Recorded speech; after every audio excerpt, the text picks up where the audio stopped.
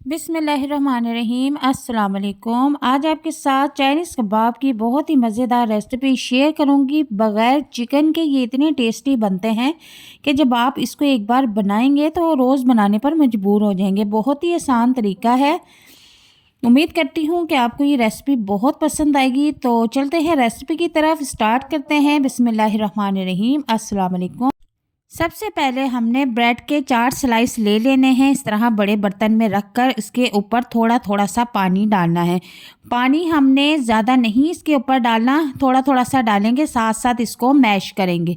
अगर इसमें पानी ज़्यादा हो गया तो हमारे कबाब ख़राब हो सकते हैं।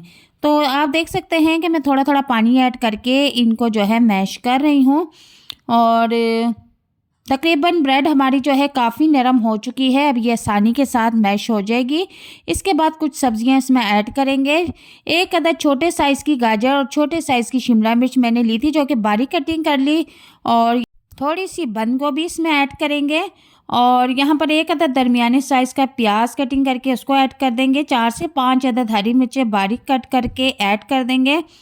थोड़ा सा हरा धनिया कटिंग करने के बाद अच्छी तरह से धो लिया था और उसको भी इसमें ऐड कर देंगे। स्पाइसेस ऐड करेंगे टेस्ट के मुताबिक। नमक, हाफ़ टी स्पून मेथी और 1 चम्मच सुरख मिर्च, हाफ़ टी स्पून इसमें काली मिर्च और 1 चम्मच इसमें साबुत कुटा हुआ धनिया ऐड करेंगे।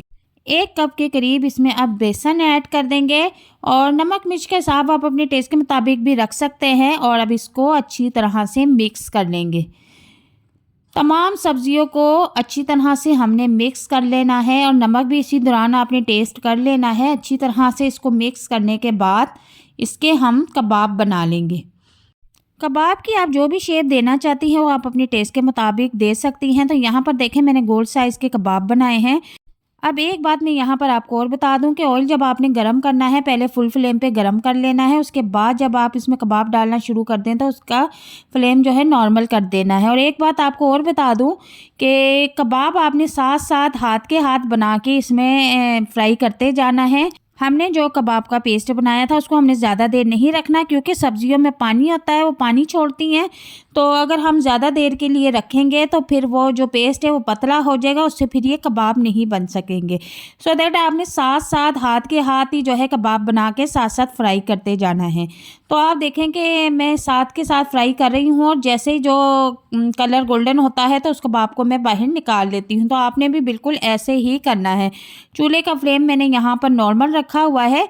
और बगैर चिकन की ये रेसिपी जब एक बार आप घर में ट्राई करेंगे तो यकीन करेंगे इतनी टेस्टी और मज़ेदार कबाब बन के रेडी होते हैं कि आप बच्चों को बनाकर लंच बॉक्स में भी दे सकती हैं। और जब मेहमान आते हैं दावत में, उनके लंच के तौर पर और डिनर के तौर पर आप इसको रख सकती हैं। तो ये बहुत ही टेस्टी और मज़ेदार बन के रेडी होते हैं। आप एक बार ट्राई करेंगी तो रोज़ाना बनाने पर मजबूर हो जाएंगे। तो यहाँ पर हमारे जो कबाब है वो गोल्डन हो चुके हैं। लो फ्लेम पे पकाए हैं तो अंदर तक जो है पक के क्रिस्पी बन के रेडी हुए हैं। उम्मीद करती हूँ कि आपको ये रेसिपी बहुत पसंद आएगी। तो अब हम जो है ये कबाब सारे बाहर निकाल लेंगे और इसको अब हम प्लेट में आपको डिश आउट करके दिखाते हैं।